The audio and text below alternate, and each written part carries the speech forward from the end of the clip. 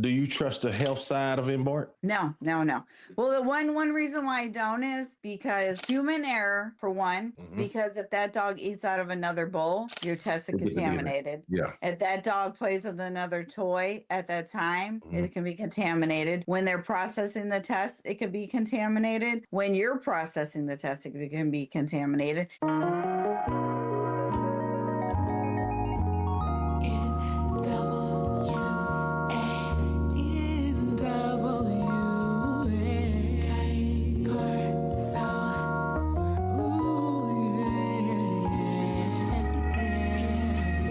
Welcome to NWA Connie Corsos podcast, where we talk all things dogs.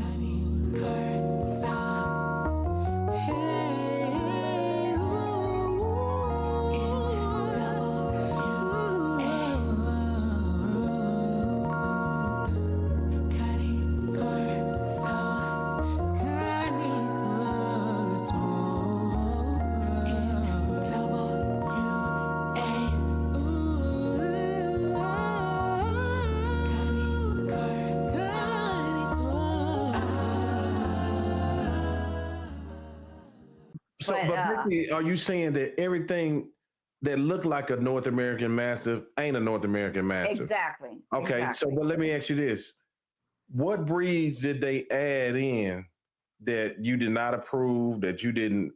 Everything and anything. Everything and Okay. anything. Okay. Everything and anything. And that's why when I say the Embarks ain't right, it's because like there's a lot of reasons why and if you look, because I actually went to court with somebody about this, not because of that, but because she bred my dogs. And she had 3 North American Mastiffs and put a Presa Canario in, and then said they were on her dogs. But like, you know, it's here nor there. But anyways, we went to court. But so in essence, you know, I had to do my research on Embark and other genetic testing. It says you have to go by your own, what your own pedigree says for your dog, because they were getting sued by people that were having puppies that were saying, oh, well, my dog is really this breed, but they said it's a mix. They were saying it was a mixed breed when it wasn't, you know? So they said, just trust your breeder and trust your papers to believe that that is really the dog that it is. Do you trust the health side of Embark? No, no, no. Well, the one reason why I don't is because human error, for one, because if that dog eats out of another bowl, you're tested contaminated. Yeah. If that dog plays with another toy at that time, it can be contaminated. When they're processing the test, it could be contaminated. When you're processing the test, it can be contaminated. Even if all those things are perfect, still, they have dogs that are 100% the pure breed standard, and the pure breed still coming back not the right dogs. I know what I put in my dogs. And like, okay, so this is another reason why when you say like the health stuff and stuff, okay, so they'll say your dog is free and clear of 287 things of genetic disorders, okay? But your dog didn't have those disorders that those other breeds had in it.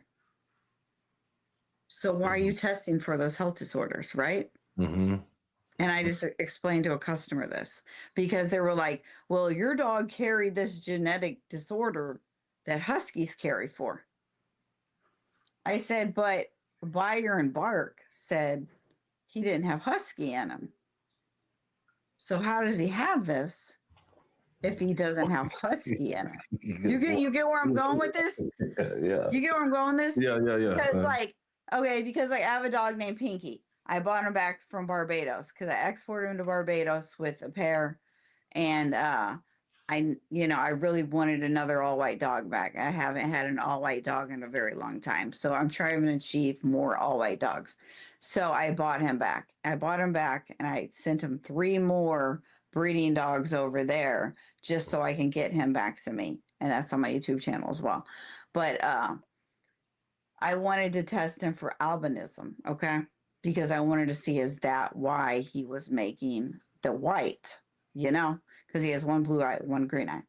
And when I called Animal Genetics and they did his genetic code and they did everything, I DNA'd him and everything. And I said, how come it didn't come back albino? You know, albinism.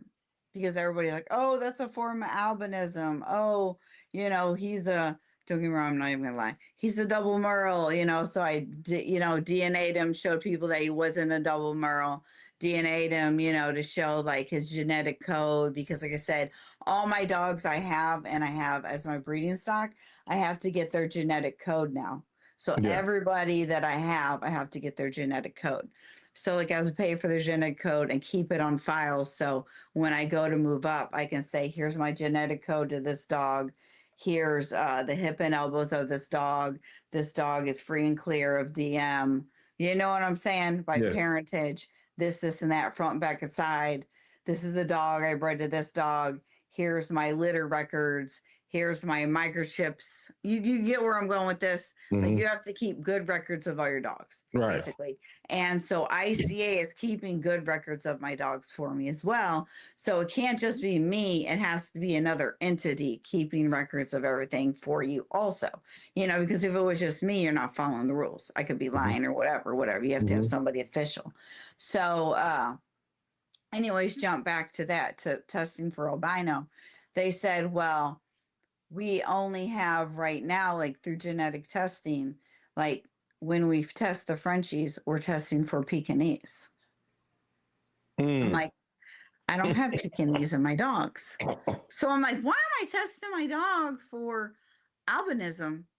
Why did I pay? I think if it was like $60 or something, for that extra albino test, when you should explain to me that you're testing for a Pekingese gene, Right. So that's why with the Frenchies, they say they're pinks because they were bred with Pekingese to get the albino gene. But I'm like, but it's true that all dogs do carry albino, but they physically don't have the genetic testing to, and it's crazy because like we don't have no Dane in our dogs, right? Mhm. Our dogs don't ever test for Dane, but yet some of the puppies are Harlequin, right? So whenever my customers go to test them for Harlequin, it won't come up Harlequin, And Mm. then I know it's going to sound crazy because I'm going to go a step further on this. And like me and my husband, we got in an argument too about this as well. And because like I know genes, blood type, and the genealogy of things, like I say, because like, when I got into the Frenchies, I got in also in the Dachshunds. I knew about the Dachshunds colors and the genes, but like I really got deep into the genes with the Frenchies, and I realized that how they got the colors into the Frenchies, and I realized how they got the fluffies into the Frenchies. I realized how they get the big ropes, the velvets, and all that into the Frenchies. It's there. It's clear cut. It's there. They bred it in, then they bred it out. They bred it in, then they bred it out. But so in essence, I'm like, I called them up and I was like, why can't you test for Harlequin? Because they're testing for a Dane Harlequin, but there's no Dane in my dogs, Right. And not once have I had a dog from me ever test for Dane, ever, ever. I didn't use Dane because I knew that with Dane, you're going to make your dogs taller. Biggie. Yeah. You're going to make your dog skinnier. Uh-huh. And then I wanted head type. I wanted bigger head dogs. Like I said, it's easy to shrink a dog's head, but it's harder to blow the dog up. Okay. It's harder to gain a big masculine Mastiff body. It's easier. The more and more you breed tighter on your dogs, you're going to get them smaller and smaller and smaller. Their heads are going to get smaller and smaller and smaller. Their eyes are going to get closer and closer and closer. You hear where I'm going with this? Mm-hmm. It's the genes. It's the genes. And that's why you need to, when you're breeding dogs, you got to pay attention to your bloodlines. You got to pay attention to how many times this is on that dog, that is on that dog, because you got to know what's wrong with these dogs before you can go and double up on those genes. And only I know what was wrong with those dogs. You know what I'm saying? Yes, I do. That's why I pick and chose those particular dogs to keep in my program. Okay. That's why I knew what to breed with what dog to make with what. You know, it's like the yin and the yang, you know? Right. Yeah. Like he is the, he'll look at a dog and be like, that dog's good, that dog's bad, and I'll be like, you know, It I takes a know. level of discipline too, Desiree. Mm-hmm. Yeah, it takes that high level of discipline. Yeah. Right. And like, like we work together as a team, we work together as a pair. Like this is a family thing. It And is. what Yeah. people don't understand is it's not like this is something that only I like. And this is something that only me and my family are doing. That this is something that is in essence timeless. It's like you can listen to Whitney Houston or Michael Jackson and he went worldwide. Whitney Houston went worldwide. Everybody loves Whitney and everybody loves Till Michael this day. Jackson. Still Right. today. They're Right. icons. Yeah. Right. Just like, but like other people like hard rock, not anything about hard rock, but like just because you like that doesn't mean everybody's going to like it, is the point. And when you go into putting dogs into this world, you need to not be selfish, and you need to not put dogs into the world that people don't want. You need to put dogs into the world that people want. Because if you're putting out there what people don't want, you're not going to be selling them, for one, and you're going to be taking back a lot of dogs. If you're going to be putting a bad product out there, you got to be ready, willing, and able to take those dogs back if they can't keep those dogs. And that I can do. And you need to be an ethical breeder to know that, hey, this dog ain't producing well. Okay. If this dog ain't producing itself or better, you can go and take it to another male. Okay. If she don't produce with that dog good, then you got to eliminate her out of your program. Okay. And then again, like you said, do you have other people helping you?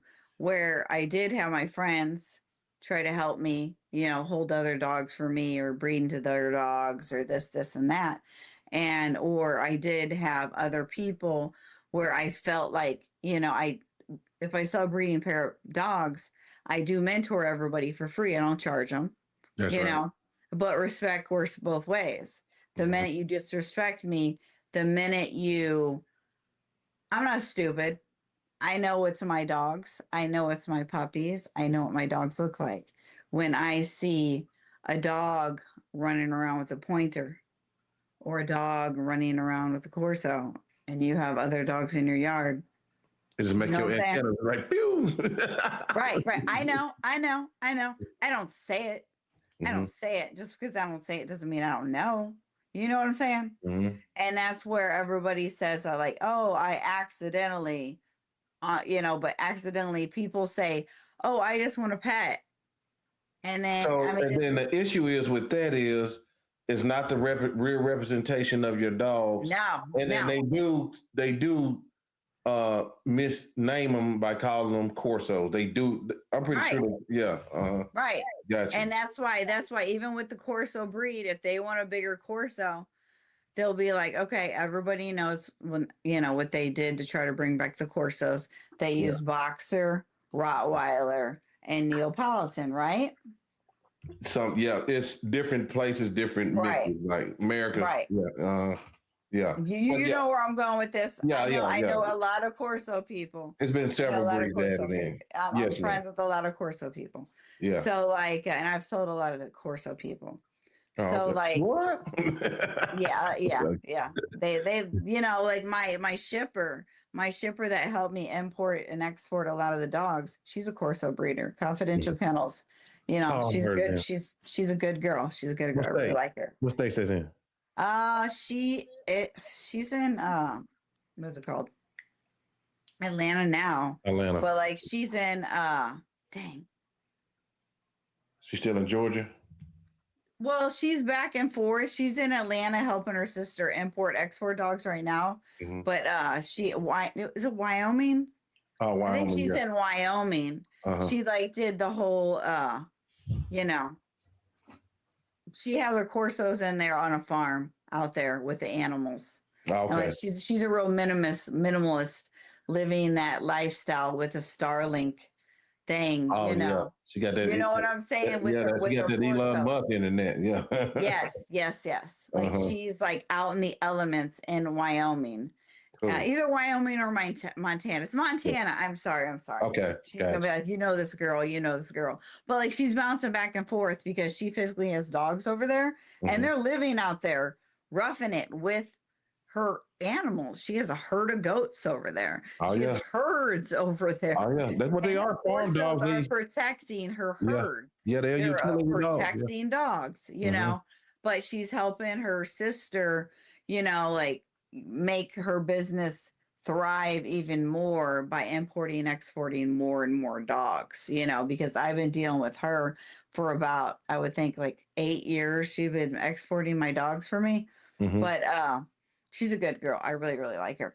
But you know, everybody knows that like they're like, okay, well, you know, they wanted a more show type dog. So the show type dogs, they have more boxer looking dogs because the working like dogs in the Corso world, they didn't have the patience for people to be touching them, you know? Yeah. Because they were working dogs. And then so people in essence, if they're like, well, they didn't like their head type or they wanted a bigger dog, you know this, they'll throw in a Neapolitan. And then they'll be like, "Oh, well, it's a Corso." Yeah. Well, yeah. Yes. Some people will bring it back to the Neo. Yeah. Right. And then that's where they say, "Well, oh, well, you need, you know, to bring these dog breeds back and bring this back and do this. You need other genes and this, and that." Yeah. Well, the point of it is, when I'm making my breed, I chose those dogs for a reason. Okay. Because they had the look, the type, the temperament, they had good hips. And just because I like that, just like you like a dog that looks like your body type, your standard that you like, doesn't mean is another standard of the breed that they like, you know? And this is where all these people and all these podcasts are saying, like, F a breed standard, okay? For one, if you're a breed standard, if you're a breeder, okay, if you're a real, true professional breeder, you want to preserve the breed you're breeding. Okay? That's right. Yeah. You want to have the best. That thing is just that give your dog the best start possible. We offer proven tools, products, and supplements backed by our real world experience and our passion for healthy dogs.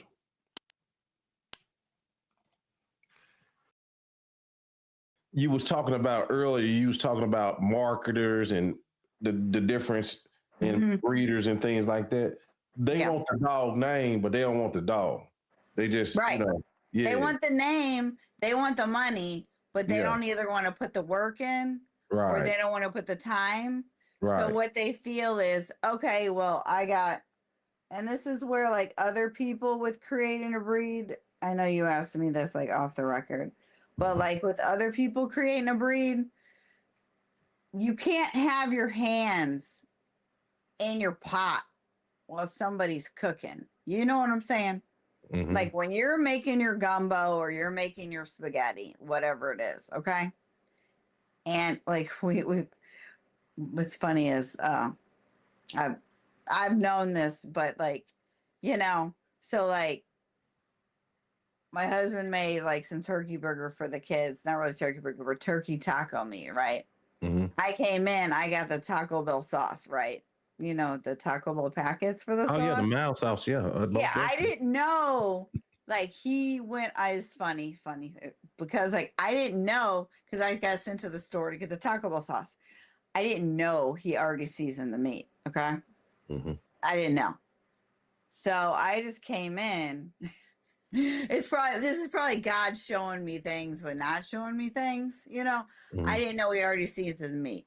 So he like used to be a cook, you know, a chef or whatever. And so he like went off grid was like putting this and putting that and make the turkey burger taste like the taco meat, for the tacos, right? Because we turkey burger tacos, Mhm. And so I came in, I threw the 2 packets of the Taco Bell taco sauce, right? Put a little water in it, let it simmer. Man, those are spicy as a mug. Like so spicy I couldn't eat it. The kids Right. were like, we liked it. And I was Yeah. like, I really didn't like it. But Right. I didn't know he seasoned it was the point. But that's basically what people are doing. Okay. So like that's another reason why I sued that lady is because she wasn't saying that they were North American Mastiffs, but like for one, she did like she was like putting a lot of bad stuff out there on the in the social media world, and she just was doing some backhanded stuff, and like I got her on the contract. But if you end up putting something into my dogs, let's say you put in, I don't even care what it is, you put in something in my dogs that make it aggressive, okay, and that dog mauls somebody, okay, and that's why I exported a dog back to me from United Kingdom because he went from dog person to dog person to dog person, and he was, physically, he was from my dogs, mother and father from my dogs, but he is the most biggest, beautiful dog I've ever seen in my life, and I brought him back here, but he was traumatized, okay, and I Mhm. knew they were going to end up putting him down, but what ends up happening is if somebody puts something in your dogs that's aggressive and that dog ends up mauling somebody, then they're going to be like North American Mastiffs They're going to banned, start. Yeah, because banned. that's something that's happening right now. We having too XL many dog bullies attacks. Yeah, banned. yeah, too many dog attacks. In Yeah, Brazil, right now, you uh, can't send an XL bully over there. yeah, right, right. Because that's why I was trying to get dogs with cropped ears in over to Brazil. And they Mm, said you can't bring in no massive type dog. You dog. could bring in a Corso. You could say Corso, Mm-hmm. and that's where when people are like, well, and then they went a step further. Then they said no Mastiff type dogs, right? And then so Brazil was like, well, the person I was going to ship to Brazil, I was jumping all these hurdles to get this dog into Brazil. And I was like, okay, I'll send the dog over there without the ears. Just when he gets there, you crop the ears, Mm-hmm. that's fine. And we'll just cross that when we get there. But they're just banning dogs because they're mauling people, and Mm-hmm. then I worked 40 years, me and my kids' lives, my husband's life.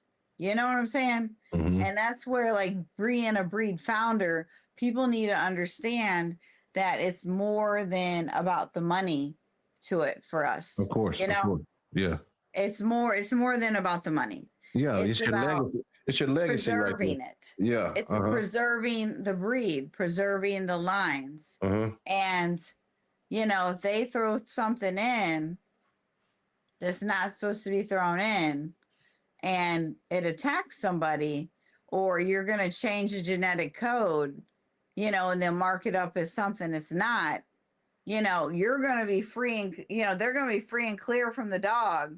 But guess who's going to hear about it? Me. Mm-hmm. Mm-hmm. Guess who's going to suffer from it? Me. Right. They don't care because they didn't put any effort, time, and energy into making this breed, you know? That's true. And when I'm storing up semen and I'm isolating myself from these other people, I'm keeping back 2 dogs from ever breeding that I see as great, okay? I'm hip checking these dogs. I'm DAing these dogs. If I see a problem with any dog, with any dog's elbows, like, ACL tears, all this money is coming from me. You Right. know, Yeah. I have a rescue that I'm maintaining, all the dog food I spent, like people need to understand that it's bigger than me and Yeah. making money. Yeah. It's literally preserve. And I know that people, like when people talk to me, they see the passion, and my husband really doesn't deal with the public. They only usually deal with me because there's a lot of snakes in the grass, Oh, and yeah. you got to keep your grass cut short, For sure. For sure. Well, like I want to try to believe that everybody has their true purest heart for the breed, and then I'm just let down time and time again. So it's just like, you know, Let me ask it's a you this. lot. Let me ask you this. Um, transparency. Mhm. A lot of breeds say I'm transparent, but nobody show everything. You can't show everything. Right. And I ask you this because like pedigrees. What's the Mhm. dangers of showing pedigrees online? I learned with the Datsuns, if you show somebody your pedigree, people can paper hang that said dog. Yep. Okay. Yep. So people can't, okay, like I was explaining with AKC, uh, well, with AKC, you can do foundation, like your dogs, like AKC does it correctly, okay? They say you're on foundation stock, okay? Foundation stock services. That's what they call it. So while you're like, let's say I have my 40 years in, because I made my breed in United States. So when I'm 40 years in, I'm in foundation stock status. I have to show I have a breed club. I have to have it's on their website, everything I have to have. Mhm. But the breed club, the breed rescue, a board members that we have monthly meetings. I have like so many dogs registered in the system. I have to have my own dog shows as well. And I have Oh, to have my wow. own registry. Okay. Okay. Mhm. Then after I do that, then I have to show them that I have a totally consistent look and type for my dogs. Okay. Mhm. Mhm. So I have to show them that they all look, I don't know how many dogs they're going to pull. I don't know who they're going to ask for, you know. Mhm. You know what I'm saying? I don't know who they're going to physically call and ask for because they'll call when you register your dog. They'll be like, hey, can we see a picture of your dog? I don't know who they're going to call. That's AKCs and what they do. They're going to vote on it and take a vote. And that's how they do things. And then I would move out of foundation stock. So, foundation stock with other registries. And that's why when I say in my contract that I only deal with ICA, is because ICA is a sub company of ACA. Mhm. So they had to maintain all my records for me to move up to ACA. So now I moved up to there. You get what I'm saying? It's a stepping Absolutely. stone. So Yeah. you can't just go up to FCI and say, "Hey, I have my breed standard. Hey, I have my body type. Hey, I have my all this done." You know, Yeah. they ain't going to take you. Right. You have to go to the biggest known registry in your country before you can even move to FCI. You get Right. what I'm saying? Right. And So then would it be FCI has in the rules that they won't step on AKC's toes. gotcha? Vice versa, any other registry out there in other countries. So, because our number one registry, oldest registry in the United States is AKC. But again, let me circle back to that. Now, with other random registries, you can take any dog out there, okay? And this is why I didn't want to open up to people because I knew this was happening, but I didn't want to tell people how to do it because again, it would be opening up a can of worms. Well, people are doing it anyways. Mhm. And even with all the breeds, okay? So if you have a dog that looks like an English bulldog, okay? And somebody gave you someone else's pedigree, all right? You can go to one of these lower registries,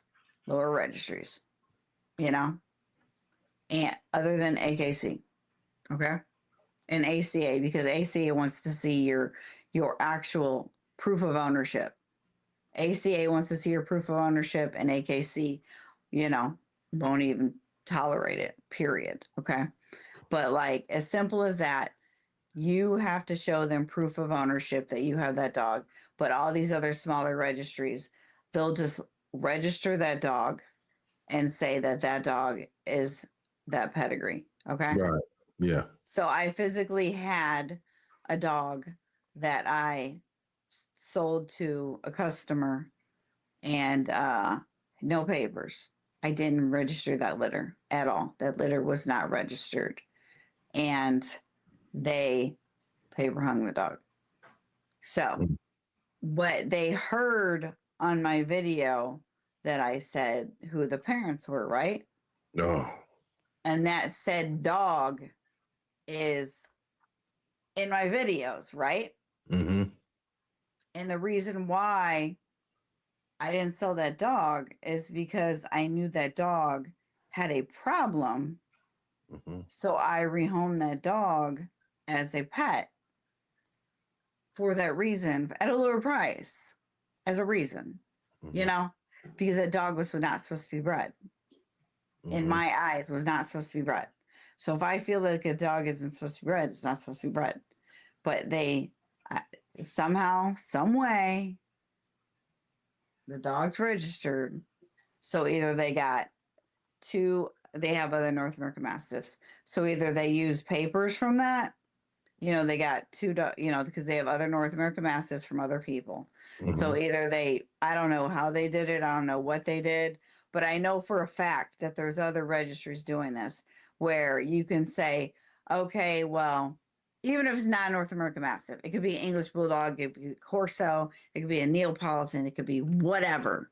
Mm-hmm. They can go and get a pedigree from any dog online and take it to the registry, and they will register that dog as foundation stock and say that lineage starts with that dog right there. Okay. Mm-hmm. But when they cross that dog over to breed with one of my dogs, even if it's not a North American Mastiff, and even if that dog is paper hung for say, and you could like all the dogs that come from me, because I've been doing this 20 years, you're going to you can purchase a 3-generation pedigree. Okay. Right. No matter what, all my dogs have a 3-generation pedigree, no matter what. So you can call ICA and say, hey, I have a Mastiff kennel dog. I want 3-generation pedigree. But from these other breeders that have dogs, that's why I say home of the real name thing. Mm-hmm. If you can't physically call ICA and get a 3-generation pedigree, and in that 3-generation pedigree, you see foundation stock, what does that mean? That dog's lineage don't go back. Yeah. That dog was paper hung. Right. The dog does not have a pedigree because they started with that dog. Mm-hmm. And I know people with exotics, because I'm big in dog knowledge and dog people. I have friends, all walks of life. Oh yeah, I bet. Like I said, I know the Shorty Bull lady. I know, all walks of life, all breeders all over the country. Mm-hmm. I know a lot of people, but like, in essence, they do it with cats. They do it with dogs. They do it all day long, Mm-hmm. and then they say it's one thing, but it's really another, And like I was saying, preservation of the breed, because I know what I'm doing over here in my kennel, Right. I know who I'm breeding to get with what. I have a vision, we have a focus, we're doing this as a team. This is a group effort, Family. family oriented. Mm-hmm. And what people don't understand is when you have dogs and you have a kennel, we don't go on family vacations. They don't understand. No. Yeah, it's hard. I just had a litter. Like, I'm indisposed for at least 3 weeks. Mm-hmm. I can't leave or go anywhere for 3 weeks. Mm-hmm. And then I have to then I have people that are buying those dogs. I can't go nowhere till those dogs go home. Too much. Like if I ever go on vacation, my husband and my son have to stay back and take care of the dogs. That's true. We never Never go together. Never. Like this is a lifestyle, you know, and for people that are hobby breeders, for people that are marketers, for like people that are true diehard breeders, they know and understand this. Right. You know, What does the marketer look like to you? Explain them the difference between a marketer and a breeder, a real breeder. a marketer is somebody that can take a dog, okay? A dog that can't produce themselves or better. All right. And there's a world famous dog out here. I'm not going to name any names, but like the dog passed. But like before the dog passed, he was like, we're going to, what do you say? We're going to clone the dog. Right. So if you were a real breeder, you'd be making more of those dogs, right? Common sense. Common sense. If you're a real breeder, you know what to put with what to make those dogs. And that's why being a founder of a breed, you know who to put with what, how to produce what. You're going to gain more consistency. You're going to gain more type. That's why my dogs are starting to look more type. My dogs are supposed to be more consistent. That's how you know line breeding and how to produce dogs, because you have to isolate yourself. You can't deal with other people's dogs. You can't keep putting other people's hands in your recipe as you're making it. You get what I'm saying? Absolutely. So like when you're like, that's how other people with these other breeds, you know, they're making other breeds. They'll say, okay, well, if you get a dog from me, you could snatch a dog from somebody else. You know, like, again, I don't want to name names, but like, you know, their dogs is two breeds. Okay. So just buy one dog from me and then go get another dog of that different breed. And you could just say it's a breed. That's what they say in essence. Yeah, that's what, it's, You know. some of it's very loose right now. Yeah. Right. But like, okay, well, just because you say that breed looks like that breed doesn't mean they think it's the same breed. It doesn't mean it's a standard. Doesn't mean it's a type. Doesn't mean it has the same temperament. So you're putting your name, your stamp on a dog that is supposed to be your breed, but you don't know if that dog has the temperament. You don't know if that dog has the hips. You don't know that that dog has the type or anything. You just know that dog, they just said that dog is of that breed. You get where I'm going with this? Yes, ma'am. Yeah. So that's why when you're making your own breed, you can't have other people's hands in on making your recipe, because when you make a gumbo, you just got to keep stirring that pot. Give your dog the best start possible. We offer proven tools, products, and supplements backed by our real world experience and our passion for healthy dogs.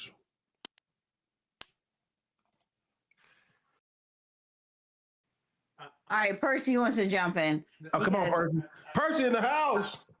I'm sorry, but what he's saying is, I gotta go to the bathroom. listen, what he's saying is, what is the difference between a marketer and a dog breeder? A marketer. He want to know. A marketer basically has just the ability to just build a dog up, and they're selling a dream. They're not selling reality. That dog is a reproducer, not a producer. Right. Period. Yeah. That's what it is. So popularizing dogs. Now, y'all dogs are popular, but you have but you have built and bred up. You know what I mean? Yeah, that's why we stayed in our own lane. You know what I'm saying? We didn't ride off the coattails of anybody. We didn't ride off the coattails of a particular kennel. We didn't build our dogs up from a particular kennel or a particular line of dogs or a particular breed of dogs. You get what I'm saying? Okay, let me ask you this, because Percy is there too. What made y'all grow the fastest? What about your dogs that made y'all worldwide? You know, how attractive they are. How attractive they are. Okay. The bone, the head, and that like we're not one-hit wonders, okay? Right. Because like it's like we're timeless. I keep making good quality dogs, you know? They got to be quality But because attitudes. that's I was gonna say because Right. they have to be quality because I ain't never heard nobody be like, oh, they got a horrible temperament because people tell on you. Right. Right. Yeah, If common you, sense dogs. they're common sense dogs. And like I always tell people, if you get a dog from me, I know what I'm doing in my yard. Okay. I know what I'm doing in my yard. I know what I'm doing. If Mhm. you get a dog from me, I can guarantee it's going to love your child and it's going to be a good family oriented dog. And if you take it on a walk and you get in some trouble, it'll hold it off. Right. If Okay. you are in any danger, it will hold another dog off of you while Right. you get the authorities. Right. If something is going to physically attack you or hurt you, it has the common sense, the common knowledge to detect that there is danger and it's going to protect you. Okay. Right. Enough for you to get away. Okay. right. Prepared. To be Right, right. prepared. Okay. Because anybody that knows anything about dogs, like I said, it's not going to go in for the bite unless you It's a balanced teach dog. it. Yeah. Right. Okay. It's a balanced, well temperament, common sense, family loving dog. Okay. All right. We got Percy. I'm gonna let y'all go here, but I got two more questions. Mhm. Now, dang it, it was right on my head. What what is the biggest misconception? You might already answer this, but I know Percy there, he might have a different perspective. Mhm. What is the biggest misconception about this breed to the general That they're public? Merle Corsos. Oh, okay, yeah, okay, that's Because obvious. you can't judge a Mastiff by Mhm. when they're a puppy. All right. Right. So It takes a when a Mastiff to lot of grow dogs- into a when lot of Mastiff in dogs 3 start years. off as puppies, they have a certain look. They might be kind of alike, but as they grow, then you start seeing whole different animal in the dog. Mhm. Some dogs are quick to get the look. Some dogs are slow grow. Right. So when they look at our dogs, like, and there's some of the dogs, they might be like, oh, it might look like a bully type. But as those dogs get older, then you'll see They change. the mastiff sort of coming out of them. The Mhm. jaws, the body, Wrinkles. the wrinkles. Y'all know how the dogs develop. Yeah. Yeah. They develop differently. Like if Right, you yeah. physically look at your dogs, your puppies, Uh-huh. when they were 9 weeks old, and then you look at them when they're 3 years old, Yeah. it's totally different. So And you know how they you're gonna doing develop. something over and over and over Oh, Right. again, yes. you kind of you master it unless you just don't know what you're doing. That's right. Right. There we go. See, the breeders know what you're talking about. So Because like you can't judge. That's why they say, when you're with the registries, they want you to show what is a consistent, your dogs look consistently, Mhm. and that's where they were like, show me 10 dogs that are consistent, right? Well, Mhm. my dogs that I was showing them were young dogs, so Mhm. like they didn't have the wrinkles. Like you Mhm. see my logo, like Yes, it ma'am. has wrinkles, and my breed standard you showed on there has wrinkles. Sorry, my chair's in the way, but like the dogs have wrinkles. Some Mhm. of the dogs don't get a lot of wrinkles until they're 2 and 3 years old. They Right. grow into the wrinkles, Uh-huh. Yes, ma'am. like if you look at any Mastiff dog, they're not born with wrinkles per se. Some are, the ones that are heavily over exaggerated, but Mhm. the other ones gain them as they get older. It's just like when you're a baby, you look the same, but then you grow older and you change. Right. Your good dog's going to evolve. Features. They get their features. Yeah. The dog's got to evolve into what it is. But what I can put my timestamp on is that you're going to have a well-rounded, intelligent dog that's going to love you.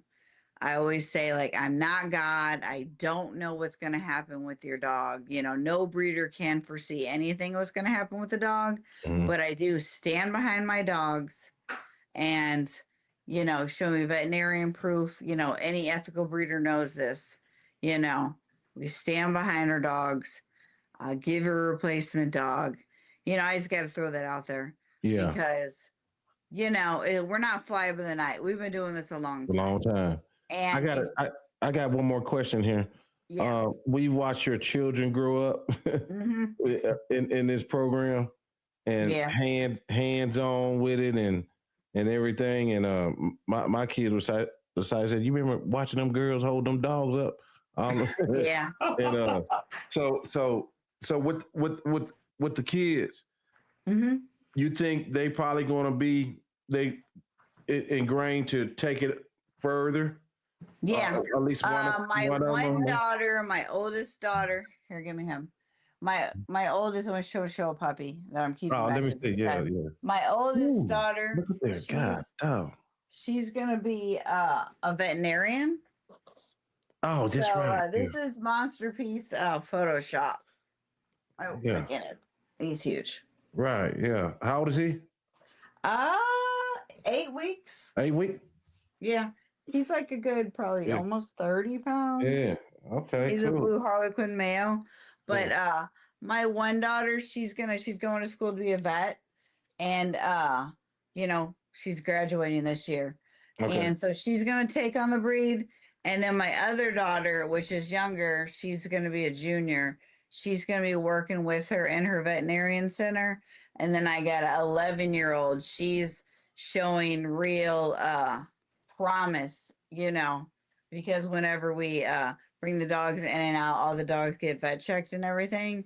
She goes with me to the vet, and they all know dog medications and everything. Great. You know what I'm saying? Yes, So ma'am. it's like it's going to be clear cut and dry when she gets into veterinarian Right. school. It's going to be Okay. so easy for her. She's going to fly I already know. fly Yeah. through. My son, he might, but Mhm. like I know the girls will definitely There keep we it going. Yeah. Cool. Well, hey, Desiree and Percy, I thank you for the interview. Mhm. And when I first talked to y'all, Percy, boy, you'll know how much you lit my heart up when you told me what you told me, because y'all could have went anywhere with this interview. You know what I'm saying? Yeah, I know you. I feel you, and I know you good people, and I hate you had to go through that foolishness you went through. Oh, but that's just how it goes sometimes. Just keep at what you're doing. I know you're gonna be the best. Yeah, just stay in your lane. Yes, Stay sir. in your lane. Yes, ma'am. Yeah. Keep being real Right. like you are. That's why everybody gravitate towards you, because you the man.